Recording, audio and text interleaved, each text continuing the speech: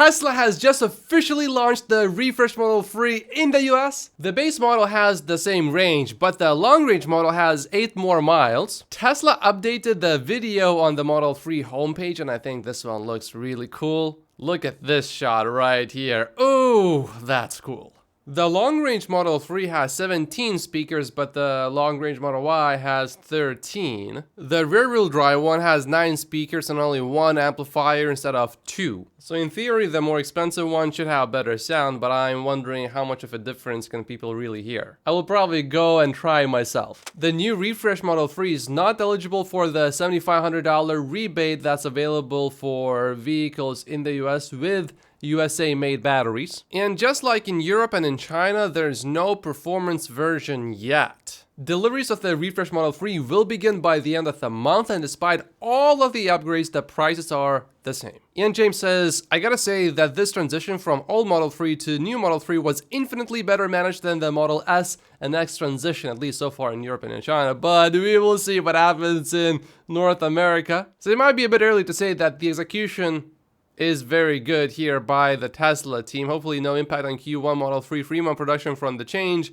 Does not appear to be from the wait times. I think most likely James is going to be right about this one and the transition is going to be smooth, but we just don't know for sure yet. However, I am pretty sure that Tesla lost some sales because some people just were waiting for the refresh Model 3 in the US and did not buy a Tesla vehicle because of that. But if the transition between the old model and the new model ends up being as smooth as it was in China and Europe, then I think it's alright. It's actually pretty good. I would rather have a smooth transition, but a delayed one in the US than an announcement that you can get a Model 3, a refreshed one, anywhere in the world, but then you have problems with production. Sawyer just did a poll. If you live in North America, did you just order the new Model 3? And 11% so far, which would be over 1,000 people, said yes. It's a pretty big number.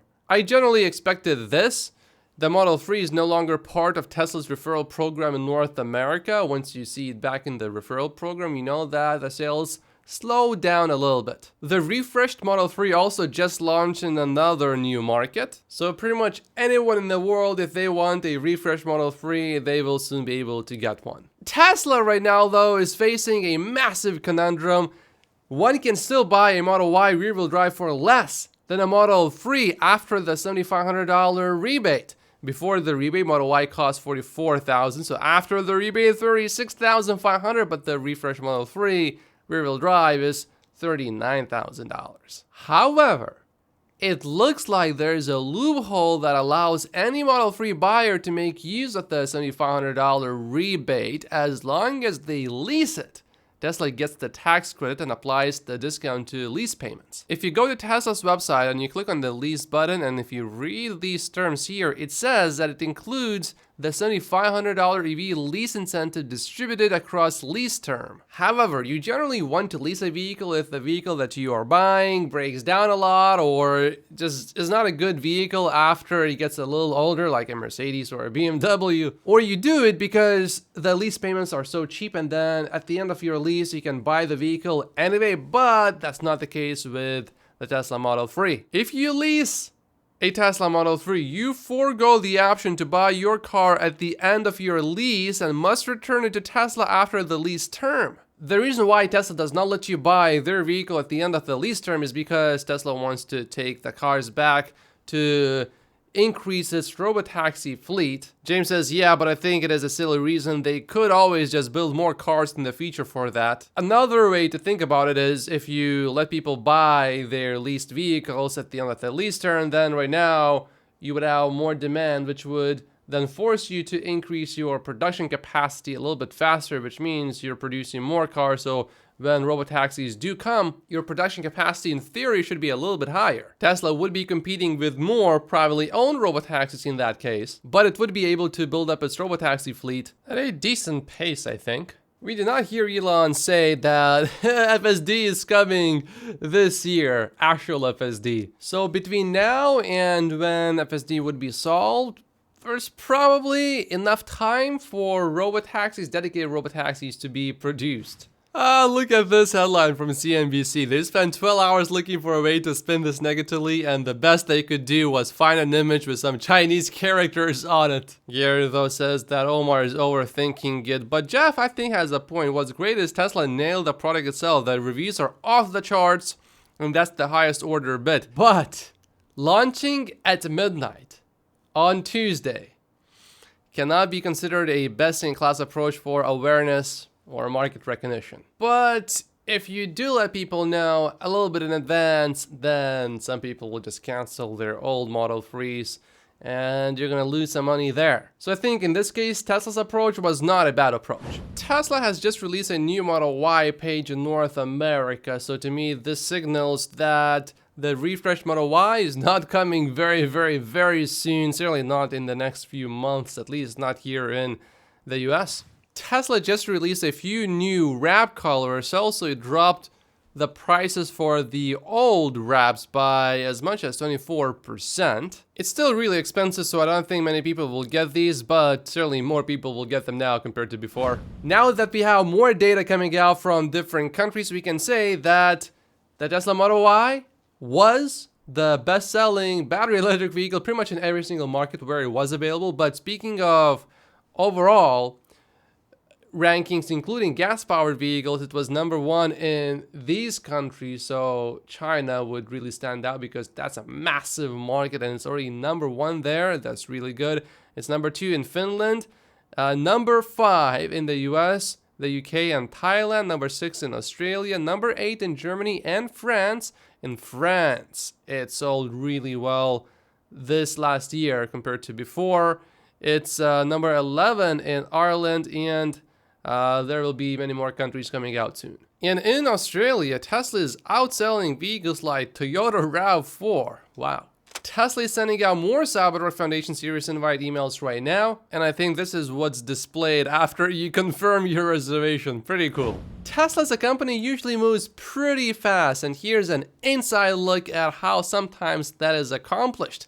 Tesla has proposed a partnership with the city of Palo Alto in California to rebuild a substation near its engineering headquarters. Under this proposed deal, Tesla would design and install the new equipment and split that $24 million cost with the city. So Tesla will benefit, but also the city will benefit. The Tesla project represents a stark departure from Palo Alto's notoriously methodical approach to infrastructure projects. While the citywide grid upgrade is expected to take 7 years and cost $300 to $350 million to complete, a significant component of the Stanford Research Park project could be completed in just a few months.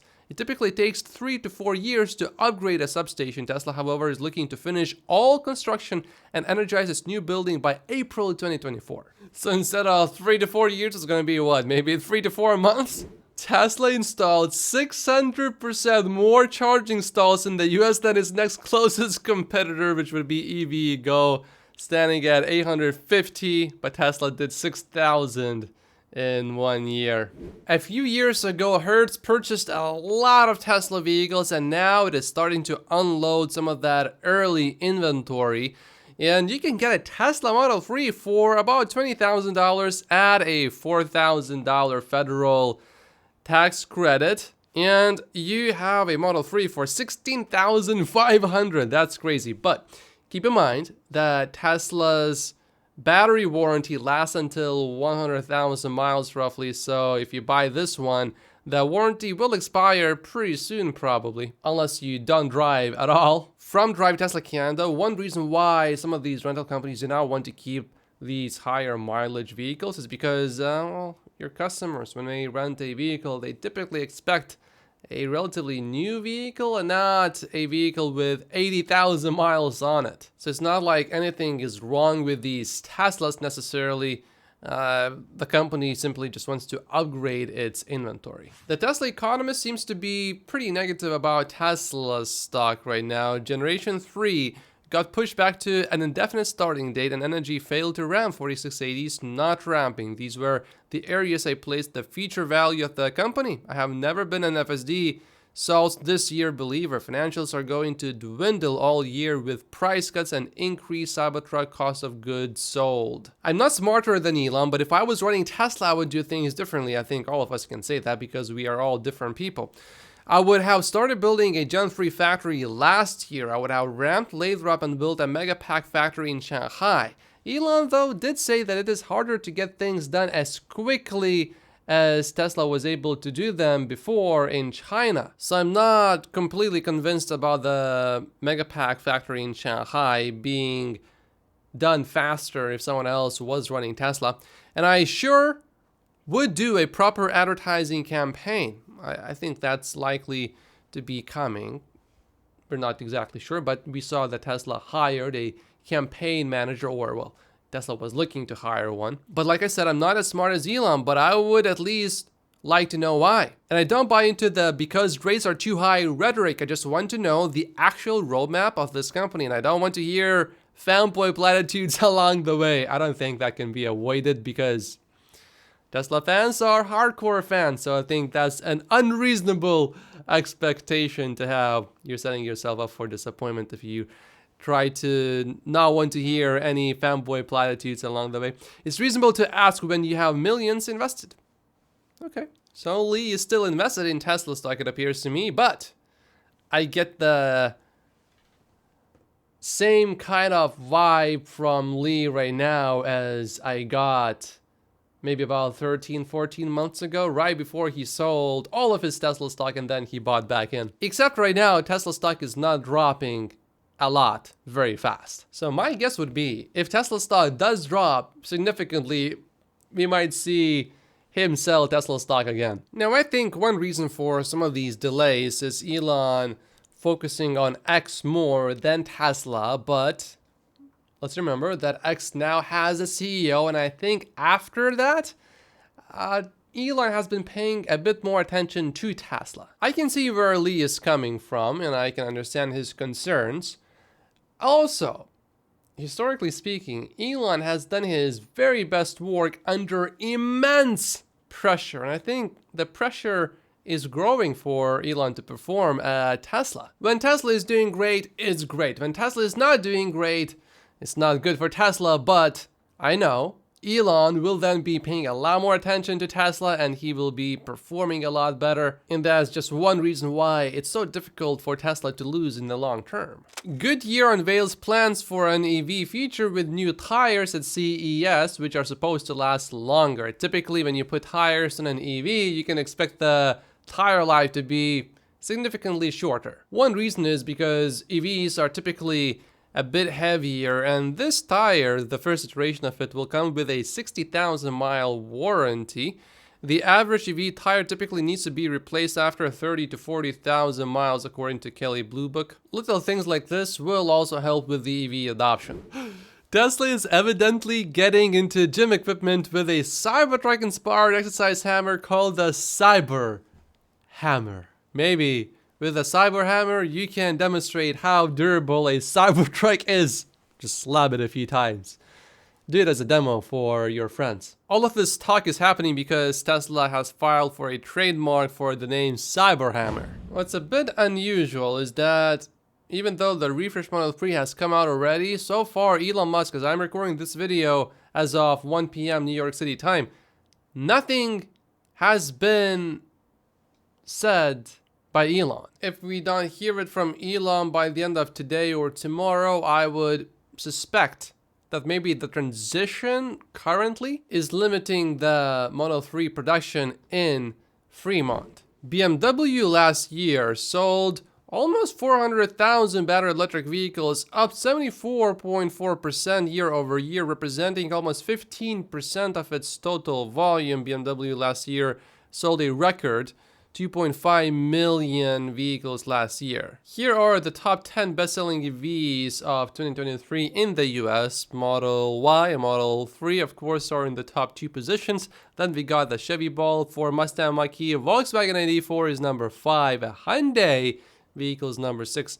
Rivian made it to the top 10. It beat the Ford F-150 Lightning, so a big shout out goes to Rivian. Tesla's Model X is number 9, and a BMW also made the list. BYD's luxury brand unveils its first sedan, the sleek U7 with over 1,000 horsepower. We don't know much about it other than it will be $140,000, so not a cheap vehicle. The CEO of NIO spoke about the competition getting intensified in the next 1 to 2 years and cautioned everyone not to expect NIO to lower prices to increase sales volume. He's very adamant about the 2 points and even said so in an internal meeting. But I'm not so convinced. Also, check this out. I own a NIO ES8 and a Model Y. The other day I had to wait nearly 2 hours at a NIO battery exchange station off the highway because no batteries were ready to be exchanged. ES8 is spacious, but I'll take my Tesla over my ES8 any day. Let the wife drive the NIO. This is the car he's talking about. Waymo is to expand driverless robotaxis to freeways for the first time, specifically in Phoenix, Arizona. Before, sometimes the rides would take twice as long to complete because the car would refuse to go on a freeway. Good progress, we'll keep an eye on that. VinFast, whose stock dropped really fast last year, unveiled an all-electric pickup truck concept at CES today called the VF Wild. Well, the interior certainly looks unusual. Wild is an appropriate word for this pickup truck. Honda says it's launching a new global line of dedicated EVs starting in 2026. They unveiled 2 new concepts today under the Honda Zero series, the Saloon and Space Hub. Also, Honda will change its logo. Going forward, you will see this new H shape on its EVs. It looks like this. Oh wow, this is sort of big news. We all knew it was coming, but it now has been confirmed officially. China just knocked off Japan as the highest volume auto exporter in the world with 5.26 million autos, all types, exported in 2023. I have been saying for a while now, all of the competition that I see that's coming for Tesla is going to come from China and not from other places, for the most part. I'm a bit sad to see this now. I haven't looked into this person, so I don't have a specific position about anything that he represents. However, if we take him at his word, he says, YouTube has now permanently banned my channel the same day I did an interview with Vivek Ramaswamy that attracted millions of views. One major problem that I have with pretty much every single social media platform is that when you do get banned, you don't really get a clear reason why. What happened? I think one reason why they don't tell you exactly why they banned you is because the reason for the ban is often silly. They just want to exercise their power without being held accountable. Right now, we don't really know. Was this the reason for the ban? Was it the interview? Was it not? It seems so. And I was under the impression that YouTube was sort of relaxing its policies a little bit, and perhaps you are now able to say more things without being at risk of being banned. But I'm not sure right now. If all it took was just interviewing Vivek Ramaswamy and that got him banned, this is seriously not okay. I'm not happy with this. You may agree or you may completely disagree with Vivek, but he is a presidential candidate, and I think we should hear all of the candidates. I think there are a few things that he can do to not get banned. Number one is stay relatively small. I think there's this middle ground where you are particularly at risk because you're not so big to a point where the company will have a massive backlash if they ban you, but you are on the rise. But at the same time, if you're really small, then they don't really care about you because you can say anything you want, but if no one hears you, then does it really matter? I think anyone has complete freedom of speech as long as no one hears them. But the moment you start disagreeing with the right way of thinking, and if people are listening to you, that's when you will face some consequences, and your free speech will be limited. As promised, I published an exclusive video on my other channel, the Clips channel. It's about Elon Musk's feud with Mark Cuban. Elon Musk actually called Mark Cuban a hypocrite, so go ahead and watch this video right now and make sure to subscribe to that new Clips channel if you don't want to miss any clips like this one. I think this clip If I put this on here, this video today would have been 40 minutes long, and I don't think people really want to see 40-minute video, so that's why I put it on this channel.